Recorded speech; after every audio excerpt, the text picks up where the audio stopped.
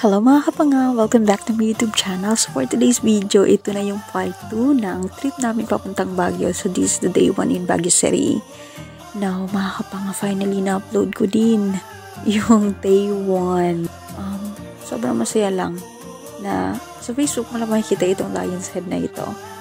Pero ngayon mga kapanga, kitang-kita na ng mata ko yung Lion's Head. Talagang nandito na tayo sa Baguio City. Pero ito talaga yung unang-una makikita natin kapag kapapasok tayo sa Baguio mismo. Okay, so ngayon guys, mag-travel muna tayo. Pasukin na natin ngayon ang Baguio City. I'm so excited to see everything there. So first time ko talaga makapunta sa Baguio and talagang nag-isip ako ano ba talaga yung itsura sa loob ng Baguio. So let's go guys!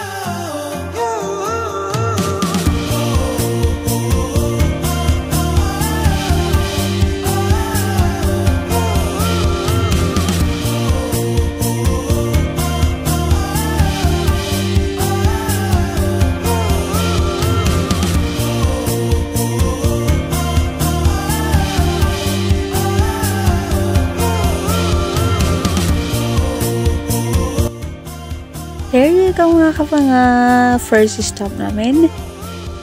Ayun, dahil first time ko nakalimutan ko anong pangalan ng park na to. Pero ang alam ko malapit siya sa Bornham Park. Maybe, ano siya, part pa ng Bornham Park. So dito, we decided to try strawberry taho. So nakikita ko to sa Facebook pero ang sarap niyang tingnan kasi. Hindi ko alam ngayon kasi hindi ako mahilig kumain ng taho na may flavor. Especially ngayon at strawberry. So, try natin. Actually, makikitikim lang ako kasi hindi ako nagpabili ng strawberry taho. So, tingnan lang natin kung magugustuhan ko yung taste niya. Let's go, guys!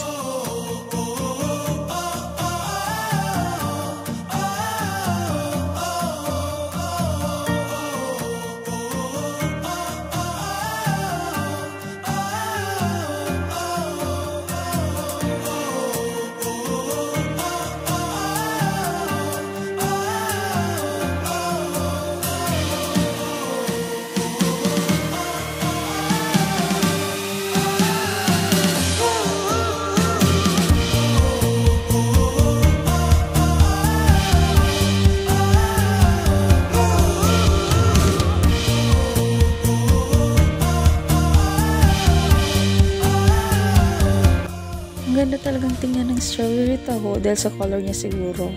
And yun, gusto ko lang naman natikman. Let's try this one kung magustuhan ko.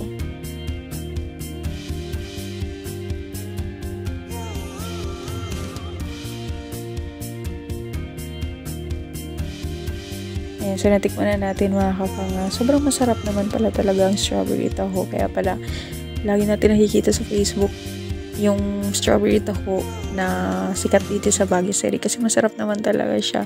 And, ayun, honest review, nagustuhan ko siya. Lasang-lasa mo yung flavor ng strawberry. So, try this one mga kapanga kapag ka nakapunta kayo ng Baguio City. And dito rin sa park na to, madami tayong makikita mga nakamascot, iba-iba. And binibigyan lang natin siya ng tip kung ilan yung gusto natin ibigay. Kasi ng bata kapag nakakita ng mga mascot. Before, hindi ko naman naranasan yung mga ganyan. Pero kapag nakikita mo yung mga bata na masaya sila sa ganyan, parang na-imagine mo rin yung sarili mo na bata ka. Tapos, nandyan, katabi ng mga mascot na yan. So, ayan. Nagbata-bataan na naman ako sa mga oras na to.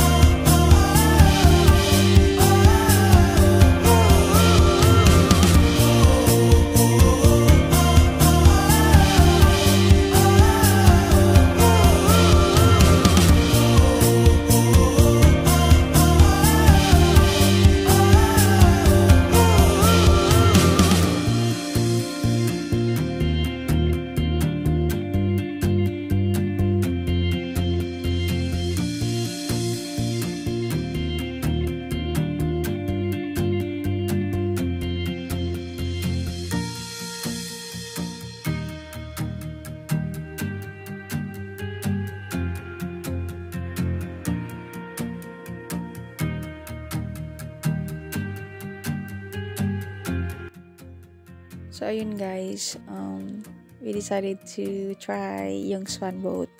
Ang daming tao, kaya kailangan namin mag-wait sa time na kami naman yung sasakay. So, dahil madaming tao at di pa namin oras para sumakay sa swan boat, we decided to try itong strawberry ice cream. Diba? Lahat na lang nakita natin dito is strawberry ang flavor. Ito-try nila. And ako, gusto ko lang yung nakikita ko na mango na may bagot. Masarap siyang tingnan, pero kaya natin kung masarap talaga. Mga kapanga, let's try the mango with bagong or alamang. Ayan, try natin. Gusto masarap siyang tingnan eh. And isa rin to sa nakikita ko talaga sa Facebook na pinapost ng mga pumupunta ng Baguio.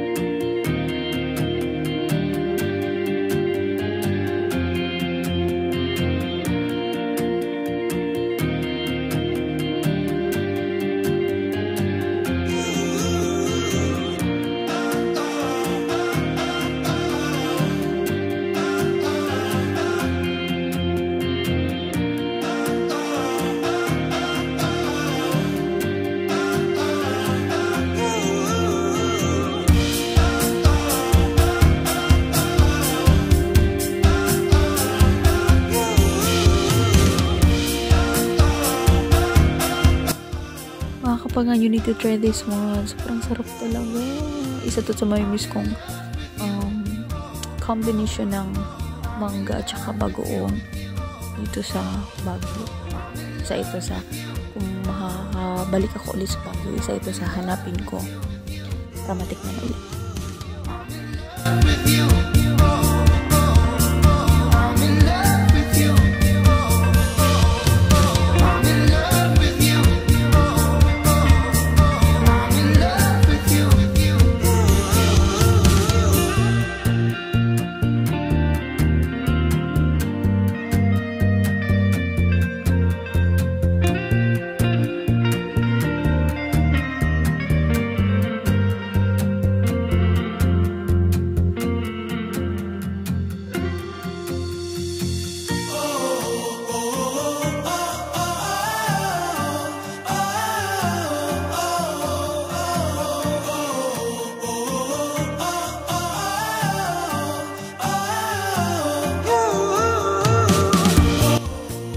Ayan, nagantay na kami sa turn namin sa pagsakay sa swan boat.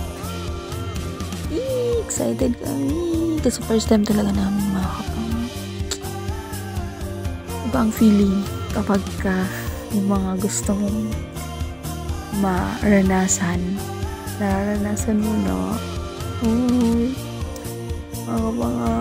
Punta rin kayo sa Baguio tapos i-try nyo yung mga bagay na ito nakikita nyo sa video. Sobrang masaya at nakaka-relax talaga.